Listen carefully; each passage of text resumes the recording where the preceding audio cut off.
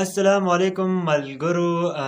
منګه ډیر زیات په خپل ژوند تیرو خو لیکن دی بل طرف ته پکې سوچ هم پکار دی قبر طرف ته کنه منګه سوچ وکړئ منګه ډیر زیات په خواهشاتو پسې نن سبا روان یو لیکن منګه نن داسې ویډیو راوړله چې تاسو ته هم پته ولګي چې دې قبر ته به موږ ورځو او لیکن په دې به موږ باندې به خاورې اړیلی کېږي موږ پکې ویازې پاتې کېږو لیکن موږ له هم پکار ده چې دغه څیزونه نه ځان وساتو په کومې کې چې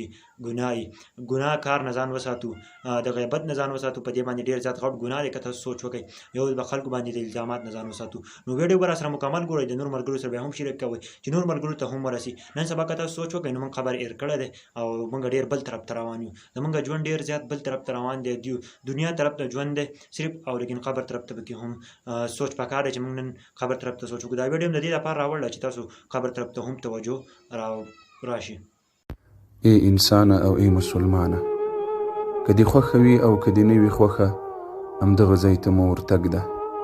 که د نیک عمل کړی وي او که دې نه وي کړی دا مو ځای ده نو څه شي غافله کړی یې له دغه ځای نه دا د ما او د تا له 50 شپېتو او یا کلونو نه وروسته مو همدا بلډینګ ده 40-50 کاله مو په دنیا کې په نرمو کټونو باندې خوبونه وکړل له دینه او له دغه ځایه مو ځانونه غافله جوړه کړي ول لیکن 50 او یا کاله نه وروسته به مو په دغو کټونو باندې خوبونه وي نو ای انسان ووایه څه شي غافله کړی یې د الله له دینه څه شي غافله کړی یې له الله جل وعلا نه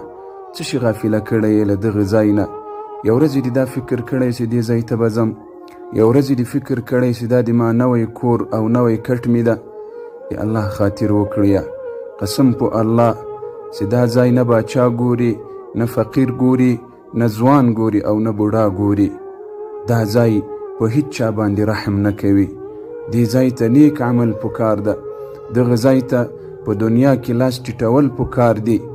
کنې دا ځای بیا د تورو تیارو ځای ده ای مؤمنه مسلمانه یو ځل بیا درته وایم څه شي د الله له دینه غافله کړی یې د دنیا شهرت به په دغه ځای کې هیڅ په ګټه در نسي په دنیا کې چې د کوم غفلت کړی ده هیڅ به په درد درته ونه خوري بیا به دا افسوس کوي چې ای کاش کې له ځانه سره مې څه راوړي وای ای کاش کې د دغه ځای دپاره مې څه کړي وای نو ای مؤمن مسلمانه دا ژوند و زندګي د ځان دپاره غنیمت وبوله فرصت یې وبوله دغه ځای مو ځای ده بیا به ارمان کوو هیڅ به په لاس نه راځي ای ځوانانو د دې ځای فکر وکړیه له دغه غفلته ځان را منع کړیه له دغه فسق و فساد او فجور د الله د دین د پیغمبر علیه الصلاة والسلام له مخالفت نه مو لاس واخلئ